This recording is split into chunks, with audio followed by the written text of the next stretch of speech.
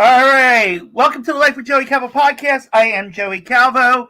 Our podcast is also on the World Podcast Network with over 1,200 podcasts in over 12 genres. Help us rise to the leaderboard at worldpodcast.network. And if you have a podcast of your own, you could always join for free. Today I have Gary Hill, who is a book publisher, author, movie and music reviewer, science fiction and horror fanatic, YouTuber, horror host, and lover of all things spooky. Gary, welcome to the podcast. Thank you very much. I'm glad to be here. Yeah. So tell us all about Gary Hill. How did we get from the beginning to where we're at now? Whew. Oh, boy. Well, first I was born. No, let's not go back that far. So I started doing Music Street Journal in 1998. I had some friends who were doing a publication called Music News Network, and I thought it was really cool, and they mailed it out and subscribed. And so I decided that, I should do something like that. And I started Music Street Journal with like 28 subscribers and sent it out as a Microsoft Word document. And after a few months, it became a website. And over time, it grew and grew and grew. At one point, I haven't seen numbers in over 10 years, but at one point, we were running over 1 million unique visitors a month to the site, which was really cool. That was around 2000. So then, I got thinking after a while, I'd been doing so much writing, and I thought maybe I should write a book. And I thought, well, what do I know a lot about? Well, I know a lot about the band, yes, because they're my favorite band, but I'm like, there are already several books out there. We don't need any more of those. So I got thinking that I had noticed a trend of music hooking up with H.P. Lovecraft's writing. And I thought, well, I could research that and I could do that book. And I did do that book. It's Strange Sound of Cthulhu, music inspired by the writings of H.P. Lovecraft. And it got, H.P. Lovecraft scholar S.D. Joshi actually said it's one of the most interesting books he's ever read. And he did the foreword to the book for me. And so that was a really nice start for my first book. And so as to the publishing thing, the way that sort of worked is I noticed I had a lot of friends who wrote science fiction and horror. And so I got the bright idea to try to put together a collection. And I did. And it was called Dark Dreams and Weird Worlds. And it was reasonably successful. And I thought, well, why don't I just do a publishing imprint focused on science fiction and horror? And so I launched Tales of Wonder and Dread. And that's been almost 6 years now. Mm-hmm. And, in the process, along the road, I wrote a little novelette called Wizard Song, which is actually pretty cool. It's sort of, all right, so the story behind this, I was 12 years old when I wrote the first version of this. And it combined a bunch of the things I loved. It combined Star Trek, it combined Marvel Comics, and it combined progressive rock. And this version is far different from the version I wrote when I was 12, but it still has the basic ideas on it. And then after that, I put out, I did The Homestead, which is that's more horror. And it's a group of criminals break into a house to try to steal an old mansion and wind up really worried that they're not going to be able to get out with their lives. And then more recently, I did this little novella called It Ends in the Graveyard, which I love. It Ends in the Graveyard. There was a group we created with a bunch of writers, and our idea was we would all get certain criteria and write a story with that criteria. Mm-hmm. And so that was what I came up with. Nobody else, no, I take that back. 2 people, I think, have finished theirs.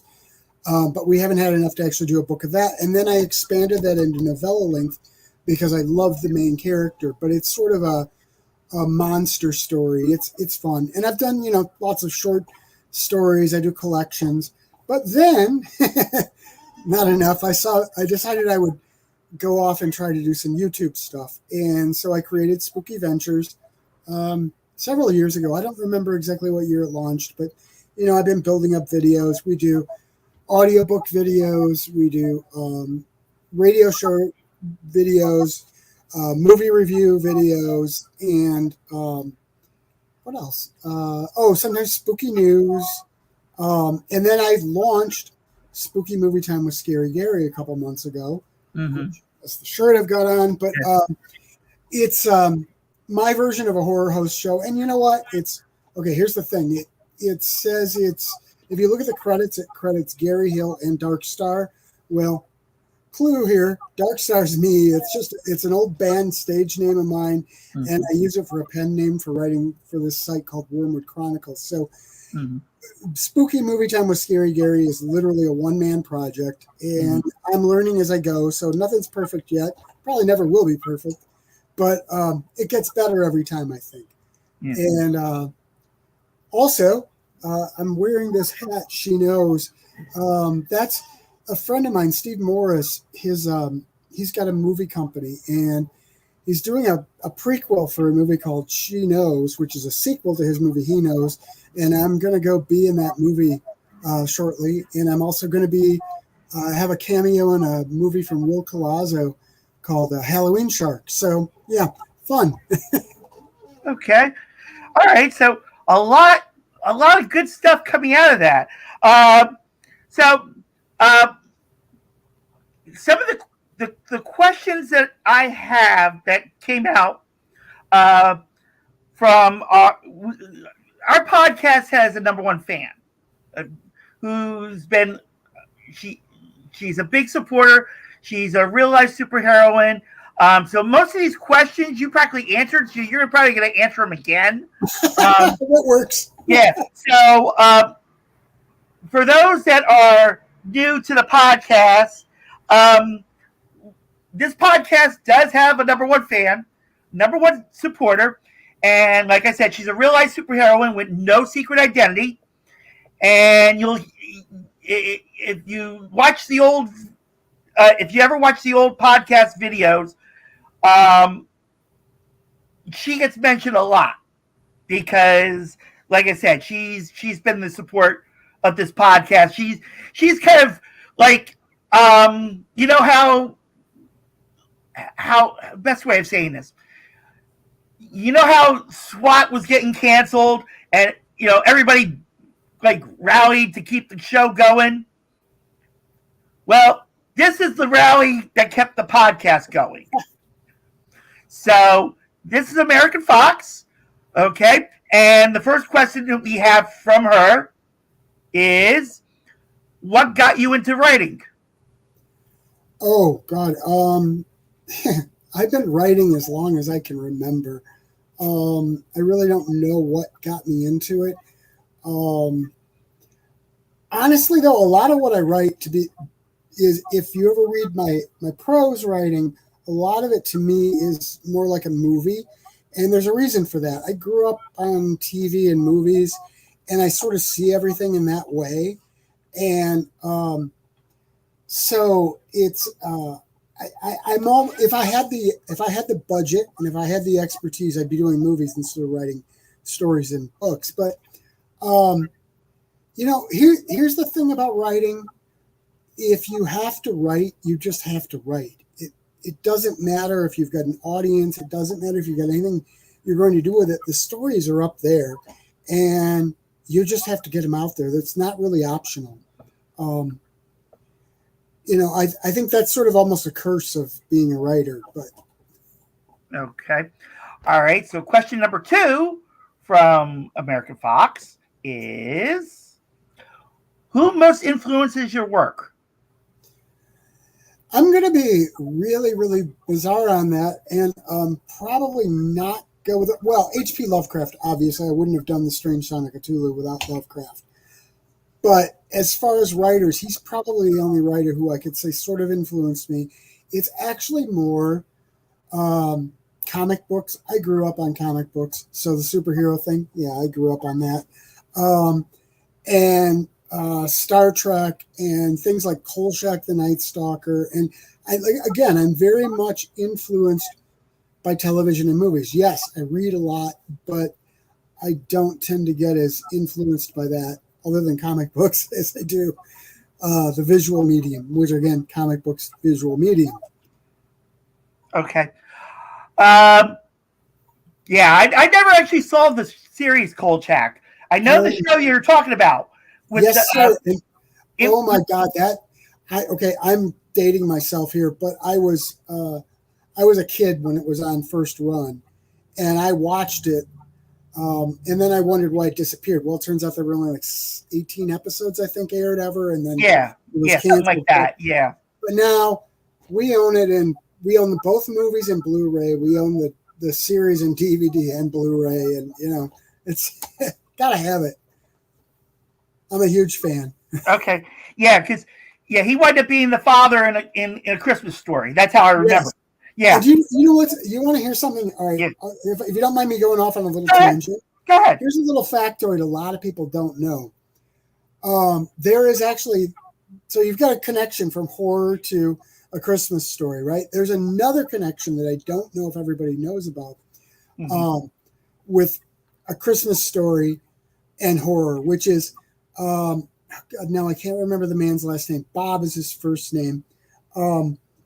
But he's the guy who directed A Christmas Story. Well, years earlier, he directed one of the earliest slasher films called Black Christmas. And I don't think a lot of people know that, but it's a really cool little connection, I think. Okay. All right. As you were answering the questions, I got a little message from our questionnaire, and I just told our questionnaire that her questions are being answered as we speak. So, question number 3 from American Fox is this: did you have challenges getting your work published?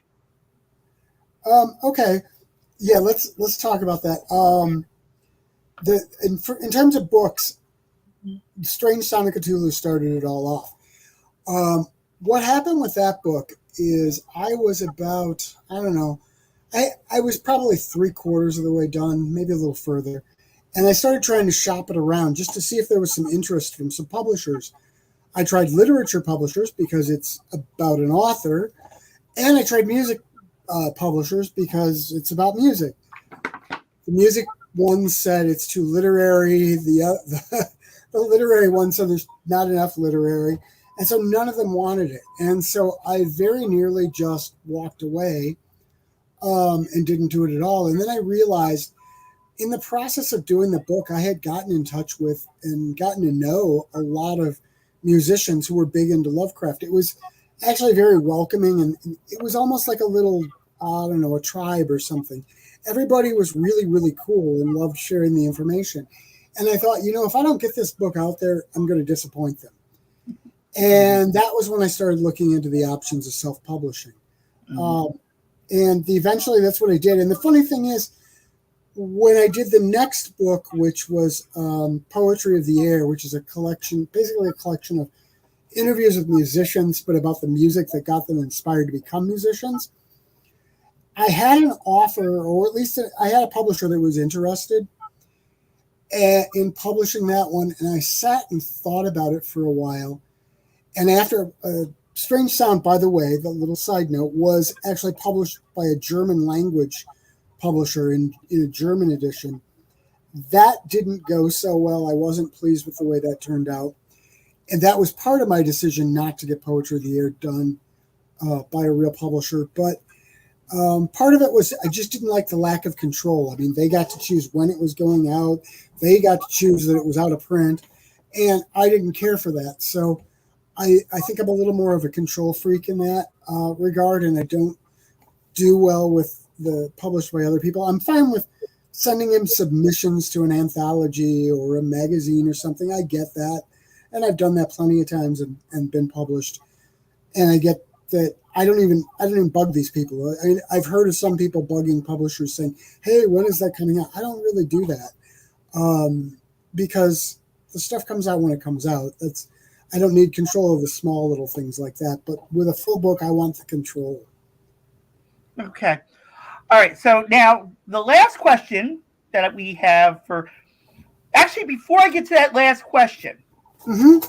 um, because we talked about this before the podcast started on that question. Like you said, I'm going to get to it.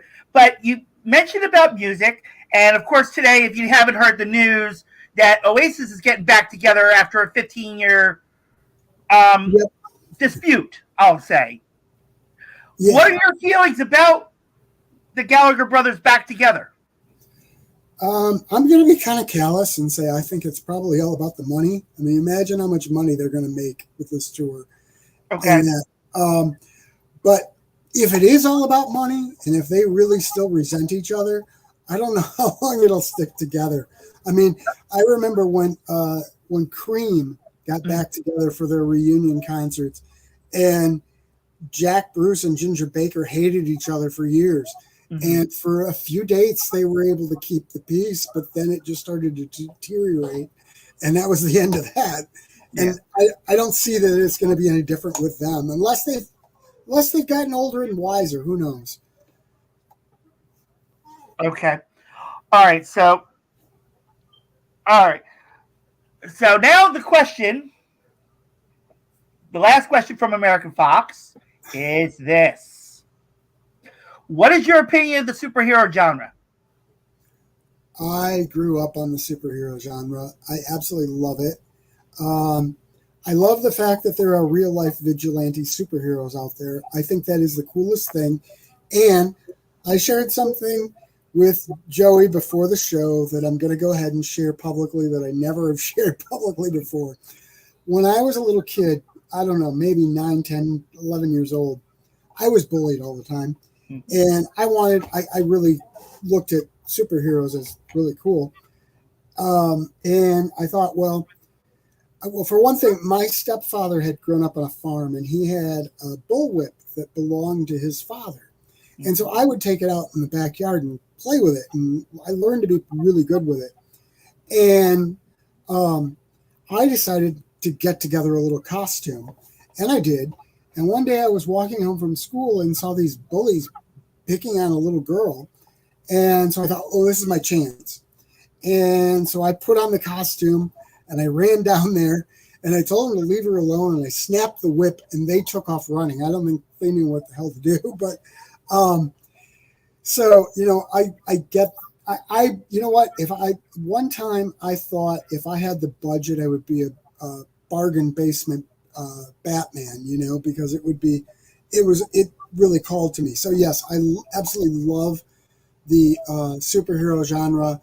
I'm a huge Marvel Cinematic Universe fan.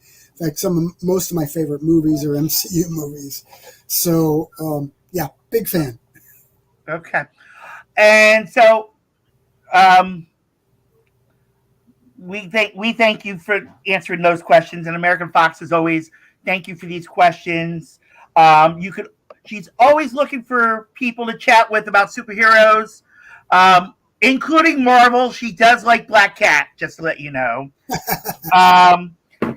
So you can find her on Twitter, now called X, at American Fox 4, or on Instagram at American Fox 12018. And like I said, when you do go on either of those platforms, usually with X, she does reposts. Comment on the reposts because that interests her. Okay? And, you know, start a conversation with her, learn about American Fox. She looks like Wonder Woman. I mean, let me actually pull up. So just bear with me a moment. Well, while you're doing that, let me clarify one thing. Sure. I do also like DC. I like Batman. I like Superman. I just was very much a Marvel guy, but I like DC as well. Yeah. Well, I was always a Wonder Woman fan. If you look at her, she almost looks like the 2011 version of the Adrian Palicki version of Wonder Woman before the when they did the weird thing with the costume. Yeah, before the pilot never aired. Yep. Well, I mean, the only difference, she is an Amazon like Wonder Woman, but she doesn't have a lasso of truth. But but she is a real life superheroine, like I said. Um, she is out there fighting crime always. So, definitely, if you're interested in chatting with her, like I said, you can find her on Twitter, X at American Fox 4, or on Instagram at American Fox 12018. So let me get her off and take that out. So, all right. So we talked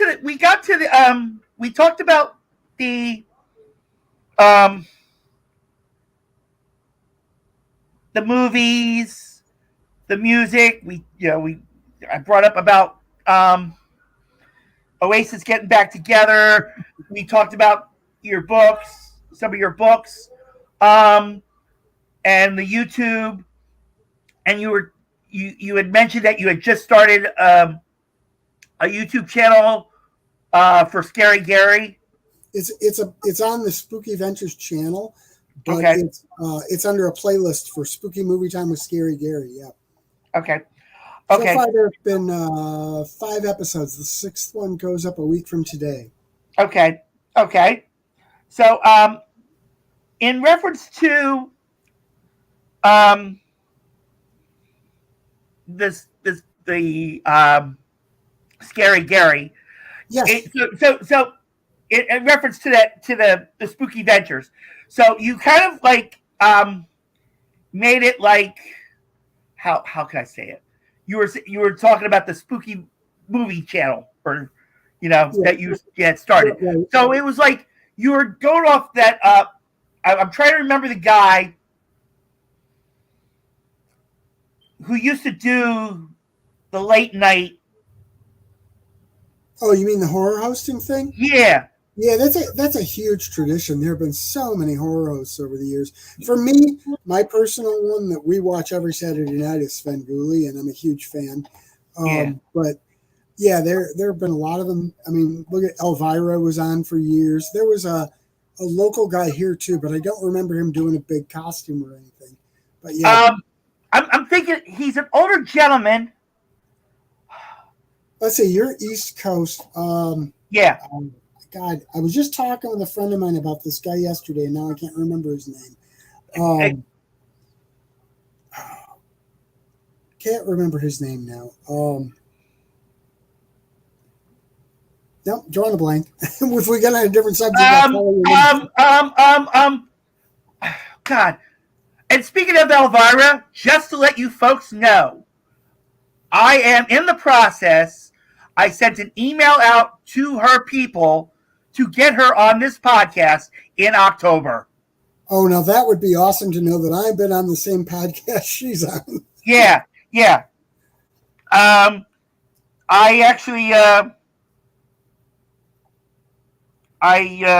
actually tried reaching out in the beginning of the year.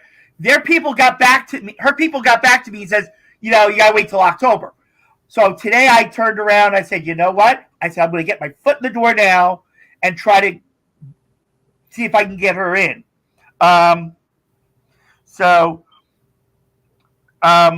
Hopefully in October, we will have Elvira on.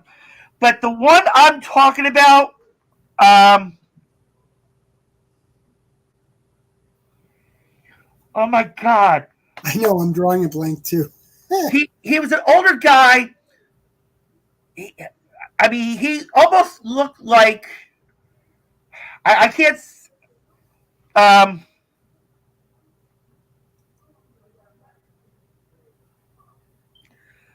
Oh my God. Of course, you had for HBO, you had the Crypt Keeper. Oh, right. And then you had, it began with a B. It began with a B. Well, that's not the one I'm thinking of, I think. It was either a B. Oh my God. And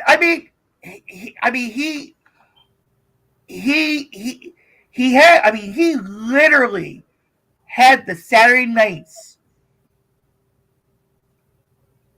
I mean, like Spenguli.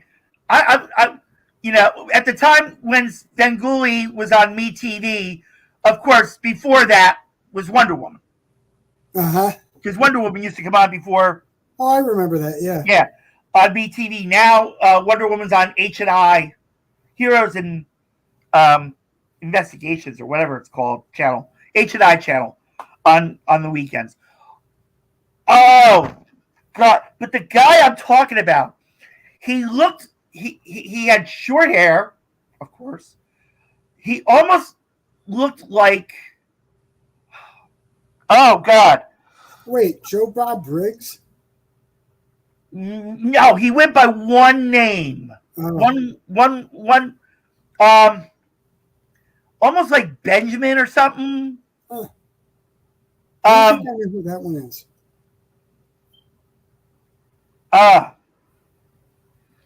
Oh my God. This is gonna haunt me now. We'll leave it in a comment somewhere. Yeah. People will leave it in the comments. He used to do it on the East Coast, I believe. Oh my God. Because there was him and he Wait a minute. Let me Google this. Yeah. Let me see if it's the guy I'm thinking of.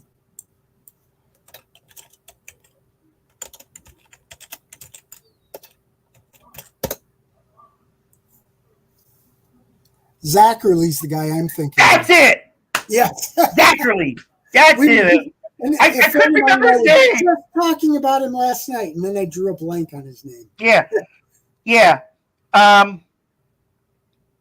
So that's I was thinking about that. I was like, I remember when he did that, and I mean, watching him was like, whoa, like really freaked out, He was never broadcast around here, so I never saw him. Yeah, but So in reference to that, I remember that, and like I said, I remember the Crypt Keeper, and then Zachary was the one that was mainly on the East Coast. Right. That was always on Saturday nights. And I mean, there was so much. Like I said, with Elvira now, and she's been doing it now close to 50 years or something like that. 40, 50 years. And she looks good. I will say that. Because she is on Instagram. And like I said, I reached out to her people today. Hopefully that we can get her on this podcast in October for Halloween. Usually I call October Hottober. So hopefully, like I said, with this, we'll be able to really make it a Hottober. So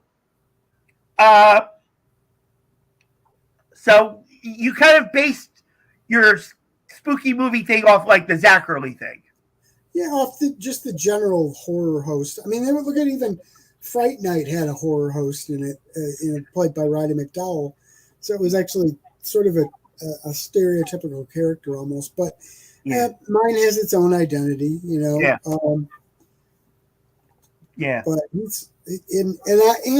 so I introduced a couple episodes ago a second character, which is DB Lovecraft, and DB stands for Dead Body.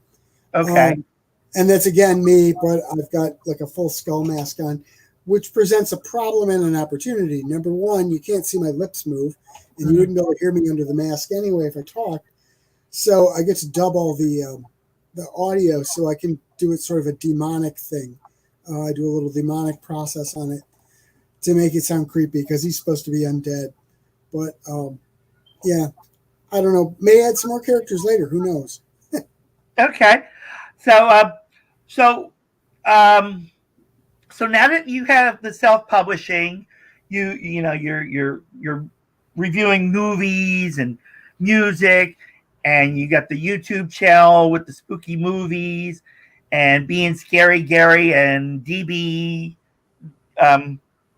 the new character you just mentioned a minute D.B. ago. Lovecraft, yeah. Yeah, D.B. Lovecraft. Okay, and all the book now and all the books that you had written. What's next? Well, very next, I forgot to mention this one.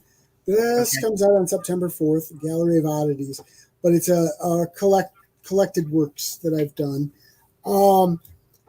But next, I guess we'll see what happens. I'd like to see how I can build spooky movie time with Scary Gary. At the same time, I'm trying to do a revised and expanded version of Strange Sound of Cthulhu because that'll have been out for 20 years in 2026. So I'd like to. There's a lot more Lovecraftian music out there to cover, so I want to do that. And I've got a sequel to my novella Wizard Song, probably about a third of the way done, and I want to get that finished. Okay. So lots of stuff, I guess. Okay. And hopefully making some more little cameo appearances in movies too. Okay. Actually, I'm going to give you. I got 2 suggestions for you. Maybe think about them and see. Let me know what you really think. First one would be kind of like this: doing a podcast, a Scary Gary podcast. Right. That's the first suggestion. The second one, we're going to go back to the superhero genre of doing now. Do you remember back in the 70s and maybe early 80s? There were cartoons that had like the monster cartoons. Yeah. Have you and like there being like superheroes? One was like a superhero one. Right. Have you thought of maybe doing a series on a scary type superhero? No, that might be fun. Yeah. Yeah. Because it would be interesting, and I love how I'm disappearing from the screen. I'm causing some horror magic tonight. I don't know. I just thought there was something weird going on over there. Yeah.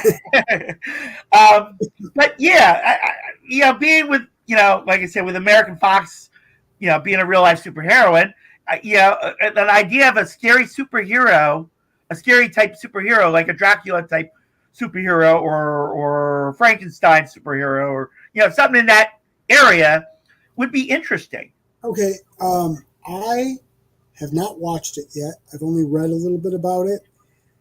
But I do actually own it. I bought it. I just haven't watched it yet. A movie called Dracula Untold. And what I've read is that he becomes sort of a superhero. It's a completely different take on Dracula. So it's kind of that idea. If you think about it, though, the Hulk is almost that. Yeah. And if you watch Beast of Yucca Flats or Beast from Yucca Flats, that came out before the Hulk, and I think they kind of took a lot of the origin story from that movie.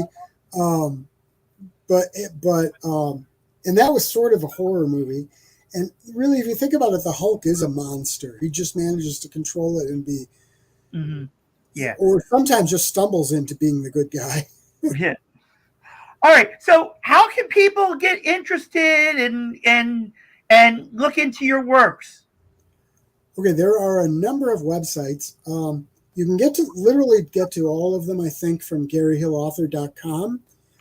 But you can also go to SpookyVentures.com. You can go to TalesOfWonderAndDread.com and MusicStreetJournal.com. The YouTube for Spooky Ventures is YouTube.com /SpookyVentures. I think it's one word. Those are pretty much where you can find stuff. And I'm always really responsive. If somebody sends me a message, I'm glad to get back to somebody. And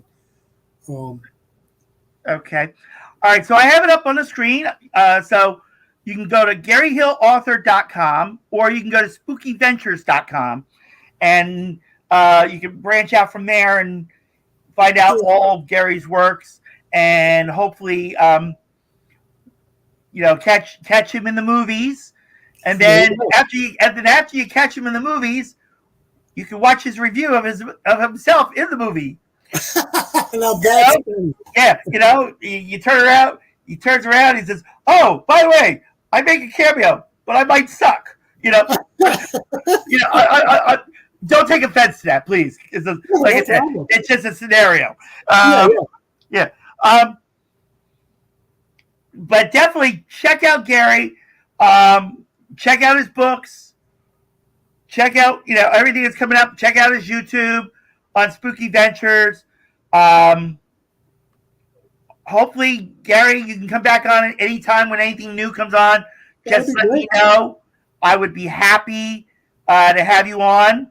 Yeah, and definitely, like I said, that idea of the Dracula type superhero would actually be interesting. Yeah, because they would relive back the 70s, the cartoons and stuff. Even though it wouldn't be in a cartoon form, but it would be interesting to have something like that back on, because I mean the last super outside, like you mentioned, the Hulk, the other superhero type movie I actually did see was Ghost Rider. The first one? Yeah, with Nicolas Cage and Eva Mendes. Because I was thinking of, as you were mentioning about the Hulk, I'm like, wait a minute.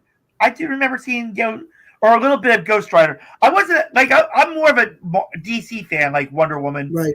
And of course, we have the podcast has a superhero as a supporter, so you can't turn away from that one either. So, but definitely, there was also a character in Marvel, Damon Hellstrom, who I think they did a Netflix series on Hellstrom, but I didn't get to see it a couple of years ago. But Damien Hellstrom, and he was literally Satan's child, but he was fighting on the side of good. Was he like Hellboy? Kind of, maybe. When did Hellboy That might be Hellboy. Hellboy came out later, right? No, because Ron Perlman did it. But this was Son of Satan was in Marvel in at least 1974. Yeah, but Hellboy came out later on. I remember watching a little bit of that too. I wasn't a big fan of Marvel. Wait a minute. Was Hellboy in Marvel? Yep. Oh, okay. I didn't realize that. I never read the comic books. Yeah. I only saw part of one of the movies, but yeah. Yeah. But definitely, yeah. It was before Marvel really got brought out movie wise. Uh-huh. But yeah, I do remember Hellboy when Ron Perlman did it, and I mean he did a decent version. I mean he did a good version of it, and then of course you got Daredevil when Ben Affleck first did it, and then jumped over to DC and did Batman, and I can't say that Ben Affleck brought down Batman. No, I think he did fine with it. Yeah, I mean, and I'm a big Batman fan, so yeah. I mean, to me, if I really wanted to say who the best Batman was, I'm normally not a fan of Batman, folks, just to let you know. But I actually was interested, and I watched the Michael Keaton ones. They were fun, yeah. Yeah. I mean, Michael Keaton made it interesting. Then you had Christian Bale. Yep. Oh no, Val Kilmer. Then yep. George Clooney. George Clooney and Chris O'Donnell did a decent version of Batman and Robin. I mean, it may not have done good in the box office, but to have Arnold Schwarzenegger as Mr. Freeze and it had that sort of the 60s TV series campiness to it. Yeah, which yeah, I think was what threw a lot of people, myself, the first few times I saw it too, off, because I wasn't expecting that, and I think it really threw a lot of people off. yeah. But the only thing I will say very quickly in reference to that movie though is when Alicia Silverstone was Batgirl, it really threw it off because in the comics she's the daughter of the police commissioner, but in the movie she was Alfred's niece, Yeah, and that that's what was threw it different. all out. And in reference to that, I was like, wait a minute, which scenario should I go by?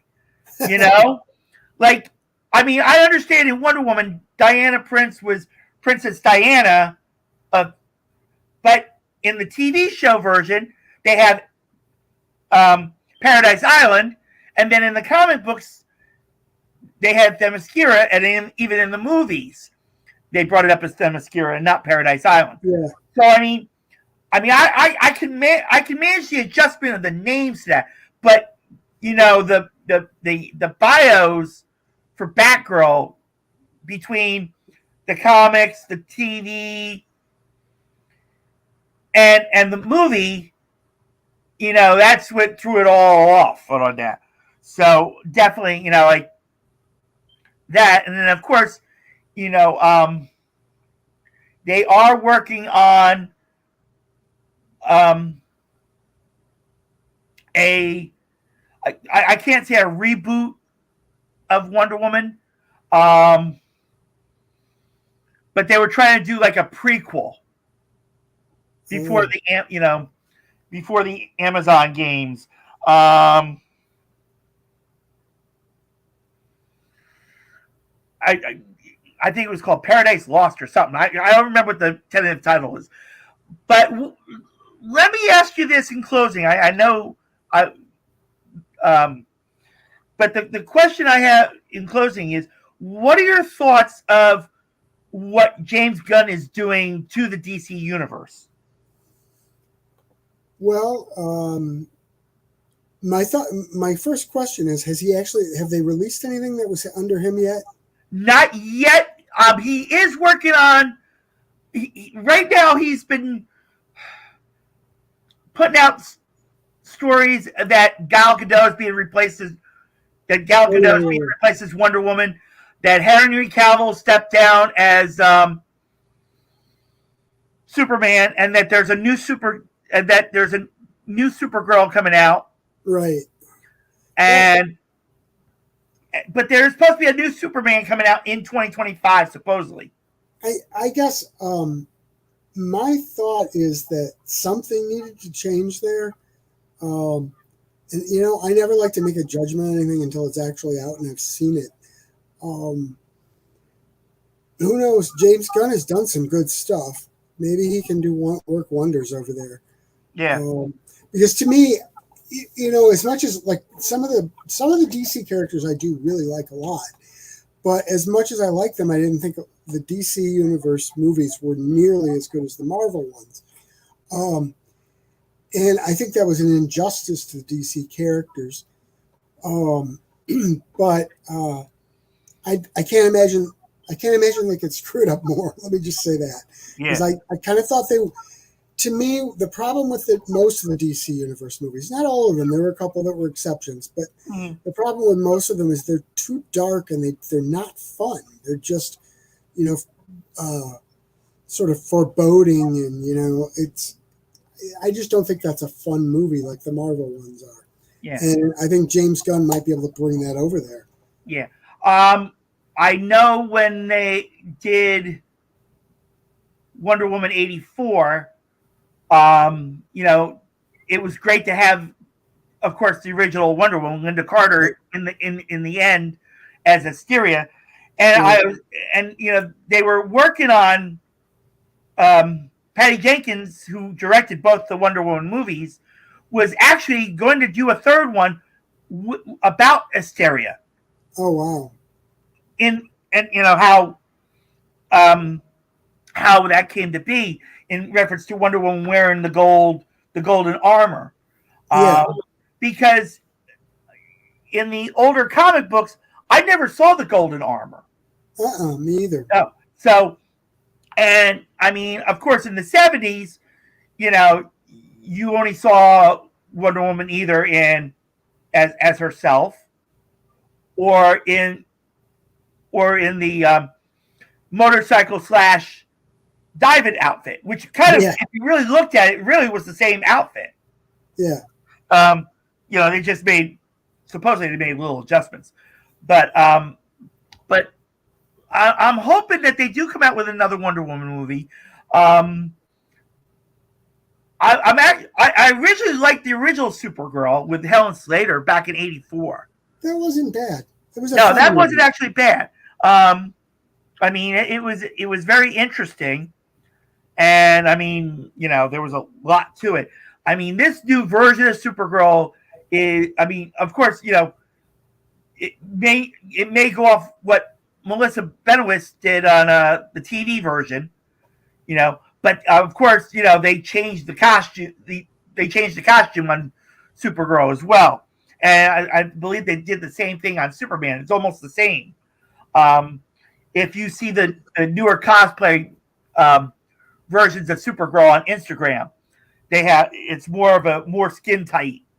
Oh, okay. With the S being different, looking different than the Christopher Reeve slash Henry Cavill slash Helen Slater version of the Superman family, and then of course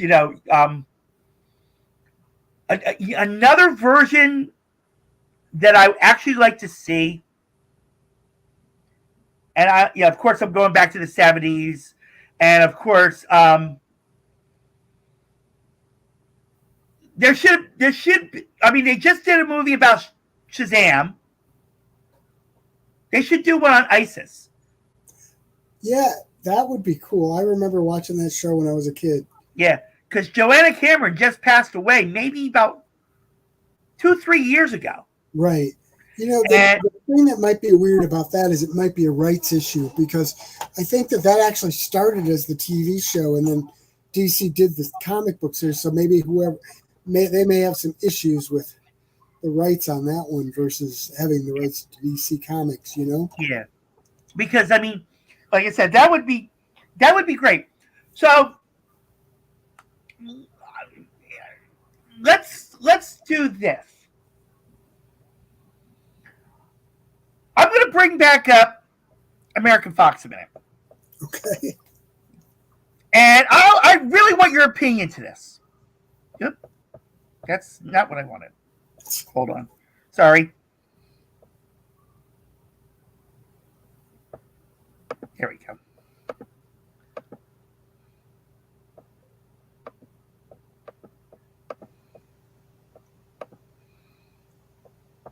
All right. So, say you decided to do a movie about American Fox, who would you get to portray her? I have no idea. No idea. Nope. Nobody currently. Maybe Wonder Woman. You would think Linda Carter would be able to play No, the new one. Gal Gadot? Yeah, Val Gadot. Yeah. So you would think Gal Gadot could make a perfect American Fox? Nobody's going to be perfect replica of anybody. Yeah. Okay. I mean, I had thought maybe. Oh boy, I'm trying to remember who I thought about, because the idea came through my head some time ago as I was getting to know American Fox. I could picture, now she's, just to give you height-wise, she's shorter than Linda Carter. I will say that. Just a little bit shorter. So I would think, in reference to, if a movie was done about American Fox, I could say could say Jenna Ortega. I could say, but see, Jenna Ortega to me would be like a prequel to American Fox. I would go with, and if I went with the current version of American Fox, I would go with maybe Megan Fox. Just somehow we'd have to hide the tattoos on her if she has them. Well, actually, just mainly the arms in reference to it. But I could see Megan Fox. I mean, Megan Fox did, Teenage Mutant Ninja Turtles too, back then. So I could see Megan Fox maybe doing American Fox. I could see Jenna Ortega doing a prequel of the origins of American Fox. I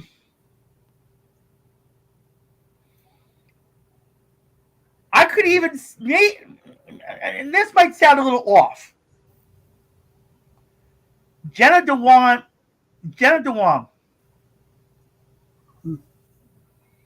I could picture her as American Fox too. I mean, it's as close to American Fox as I could get. But I can picture Megan Fox and I can picture Jenna Dewan Tatum doing it. If in reference to it. And you saying Gal Gadot, like I said, I can picture that too. I mean, it's interesting. I mean, she can handle. I mean, she managed Wonder Woman very well. I mean, this is not much different. I said, the only difference is, she don't have a lasso of truth. But I think Gal Gadot could pull it off too. But I would still go with for the origin. I would go with like Jenna Ortega. And then either Jenna Dewan Tatum or Megan Fox as like a current version. So, yes, American Fox, we just tried to do a version of you movie-wise. I hope you like it. Okay. All right. So that is going to be it. Eric. Oh, my God. I'm sorry. I'm tired. It's been a long day, folks. Gary, thank you so much for coming on the podcast. Check out GaryHillAuthor.com as well as SpookyVentures.com.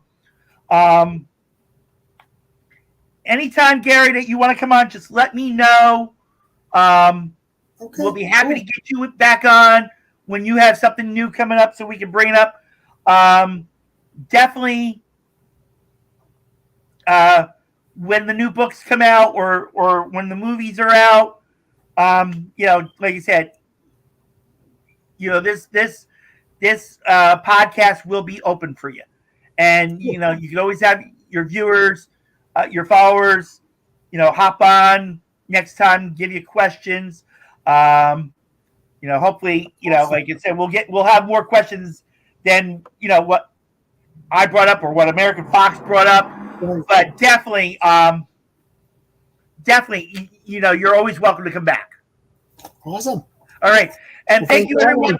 Yep. And thank you, everyone, for watching the Life with Joey Calvo podcast and the quote-unquote podcast magic that's been going on with me disappearing on and off the screen the whole time.